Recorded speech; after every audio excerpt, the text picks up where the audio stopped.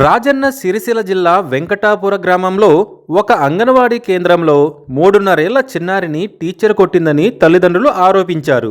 చిన్నారికి కంటి దగ్గర తీవ్రమైన వాపు వచ్చి చేతులు కాళ్లపై కూడా గాయాల గుర్తులు కనిపించడంతో ఈ విషయం బయటకు వచ్చింది.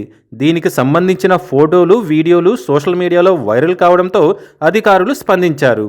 పోలీసులు కేసు నమోదు చేసి దర్యాప్తు ప్రారంభించగా మానవ హక్కుల కమిషన్ కూడా ఈ ఘటనపై విచారణ చేయాలని ఆదేశించింది.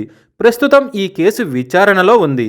పూర్తి నిజాలు అధికారికంగా దర్యాప్తు పూర్తయ్యాకే బయటకు రానున్నాయి.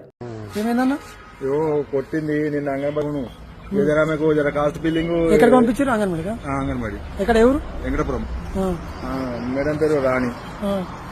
మొత్తం ఇట్లా కంటమికి కొట్టింది. ఇల్లు మొత్తం కమిలిపోయినాయి. ఎందుకు? కారణం ఏంటంటే? కారణం ఏం లేదు, మాకు అదే వెళ్తారు. వరకు చదువుతాం లేదు, ఏది లేదు. కాలుకి ఎన్నడ కొట్టింది? నిన్న మధ్యాహ్నం కొట్టింది. నేనేమో అటు నడుపుతున్నా. మేము ఇంటికి వచ్చారు. 8 మీ పేరు ఏం పేరు? నా పేరు కొంపెల్లి విజయ కుమార్. మా బాబు పేరు విద్వాంస్. ఎన్ని సంవత్సరాలు బాబు? 3.5 సంవత్సరాలు. ఆయనకు జర కాస్ట్ ఫీలింగ్ తోటి ఎస్సీలు అంటే టీచర్ పేరు ఏం పేరు? మేడం.